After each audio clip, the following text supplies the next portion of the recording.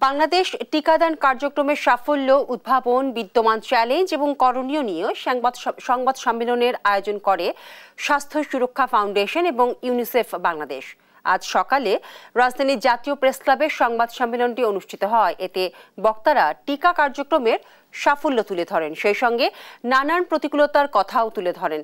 তারা বলেন, 1985 সালে টিকাদান কর্মসূচির কভারেজ ছিল 2% নিচে, যা বর্তমানে 83.9% উন্নীত হয়েছে।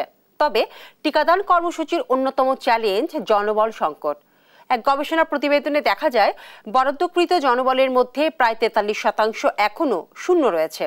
এছাড়া আগামী 2029 সালের পর গ্যাভি টিকাদান প্রকল্প সহায়তা বন্ধ করে দিলে বাংলাদেশকে তার নিজস্ব অর্থায়নে টিকাদান কর্মসূচি পরিচালনা করতে হবে বলে জানান বক্তারা। Global alliance for vaccine initiative, যারা বাংলাদেশের শুরু থেকেই 2000 সাল থেকে বাংলাদেশের ভ্যাকসিনের পুরো সাপোর্ট দিয়ে এসছে, যেটা আগামী 2029 সালের পরে গ্যাভির কোনো সাপোর্ট বাংলাদেশে থাকবে না। প্রথমে শুরু হয়েছিল 6টা, এখন ভ্যাকসিন দেওয়া হয় 10টা, যাতে করে 12টা রোগ প্রতিরোধ করা সম্ভব হয়।